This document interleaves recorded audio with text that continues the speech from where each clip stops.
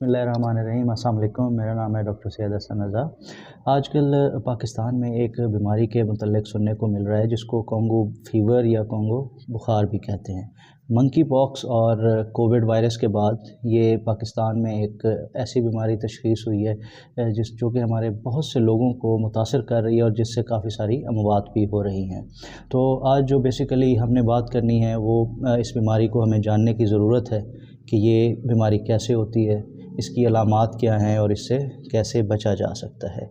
Basically ये एक viral बीमारी है, किसी एक वायरस की वजह से होती है और ये अगर किसी एक इंसान में है तो ये दूसरे इंसान को उसकी बॉडी फ्लूइड या ब्लड के थ्रू उसके अंदर ट्रांसफ़र हो सकती है।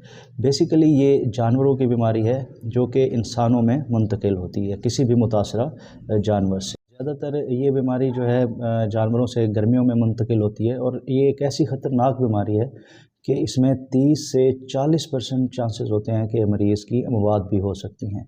तो ये एक ख़तरनाक बात है। 30 से 40% डेथ रेशो इस बीमारी में है, तो इसमें हमें ज़्यादातर एहतियात की ज़रूरत है। बेसिकली कॉन्गो फीवर जो है ये अफ्रीकी और जनूबी अमेरिका ममालिक में ज़्यादा पाया जाता था। सबसे पहले इसका केस जो रिपोर्ट हुआ था वो एक क्रीमिया में हुआ था, क्रीमिया में, जहाँ पे जिसकी वजह से इसका नाम क्रीमियन कॉन्गो हीमोरेजिक फ़ीवर रख दिया गया था।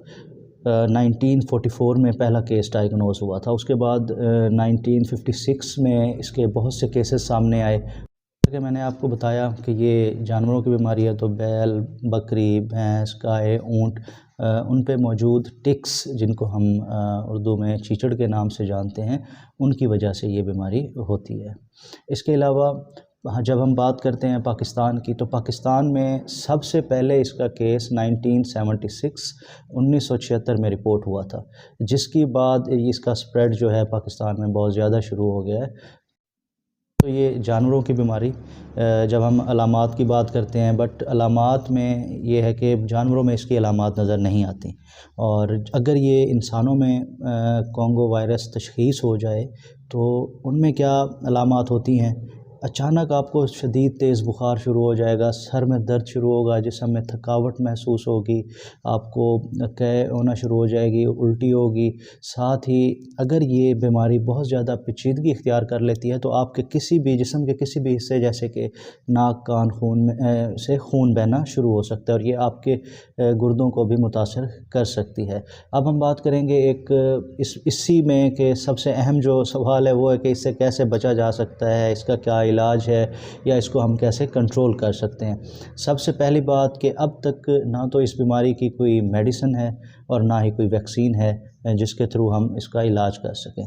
तो सबसे पहली और मेन चीज़ कि अगर आपके इर्द गिर्द आपके किसी रिलेटिव को, आपके किसी दोस्त को कॉन्गो फीवर है तो आप उससे दूर रहें। इवन के जो डॉक्टर्स, नर्सेज जो एक कॉन्गो फीवर के पेशेंट्स को ट्रीट करते हैं वो भी फ़ासला रखें और एहतियाती तदाबीर इख्तियार करके उनका ट्रीटमेंट करें। बेसिकली आपने पेशेंट से फ़ासला रखना होता है, और जो इसकी ट्रीटमेंट है बेसिकली वो एंटी वायरल और सपोर्टिव ट्रीटमेंट है जिससे मरीज़ का इलाज किया जा सकता है। हम 5 उन चीज़ों के बारे में बात कर लेते हैं कि कॉन्गो फीवर कैसे होता है। ये एक वायरस की वजह से होता है। इसका कॉज़ क्या है, मतलब कि किस एजेंट की वजह से होता है, टिक्स की वजह से होता है, चीचड़ की वजह से होता है। पाकिस्तान में सबसे पहले इसका केस कब रिपोर्ट किया गया, वो 1976 में किया गया। और इसकी अलामात क्या हैं, आपको अचानक शदीद तेज़ बुखार हो जाता है, आपकी कमर में दर्द शुरू हो जाता है, आपको मसल पेन होती हैं और पेचीदगी की सूरत में आपके जिस्म के किसी हिस्से, जैसे नाक या कान में से खून बहना भी शुरू हो जाता है। तो एट द एंड हमने सबसे ज़्यादा इस चीज़ का ख्याल रखना है कि जिन पेशेंट्स को कॉन्गो फीवर है, बुखार है, हमें उनसे थोड़ा सा फ़ासला रखें।